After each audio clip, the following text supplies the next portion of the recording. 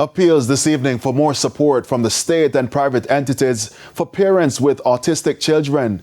This after more children are being diagnosed with the disorder. Kelisha Williams has that story.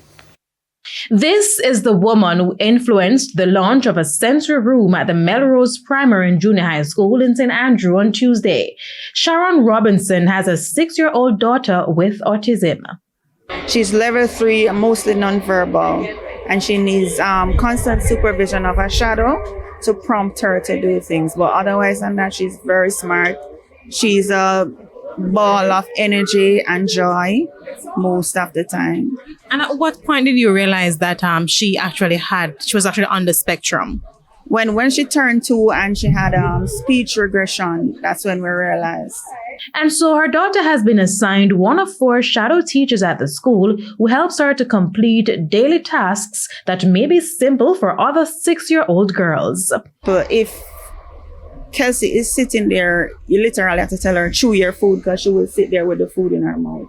So sometimes you have to remind her to chew. So it's really, she may focus on something else and forget that she's eating. And then you have to prompt her, or she's writing and she stop and get distracted. So they have to be there to just honor, do your work, and she will be okay. The school is one of many in the corporate area with dozens of autistic students who require constant supervision.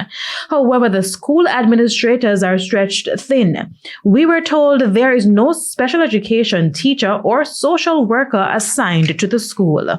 So it is just a love of my committed staff. We go out into the communities and we get the children to school, and of course our guidance department.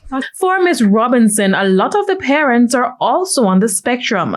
She said since her daughter was diagnosed, she has interacted with many people who have autism but were undiagnosed, and she's among the cases. I had echolale when I was younger, which is just repeating everything that somebody else said, as mimicry. But nobody paid it any mind because I was doing good at school and had good grades. So no, more people are understanding, taking it serious, and putting in measures to make sure that they help the autistic child to be all that they can be. But it's not that easy. Due to the stigma, many parents are shying away from getting their children tested for autism. And when assessments are done, many parents lack proper training and access to resources. A lot of parents went through this and they themselves actually they understand what their child is going through. So I think a lot of parents just need support.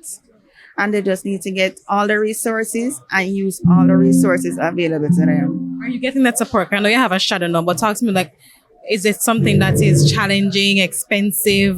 Talk to me about that. It's expensive, especially since I'm on a sick leave, because I actually have other disabilities, and I'm trying my best to recover enough to go back to work to afford all of these assessments.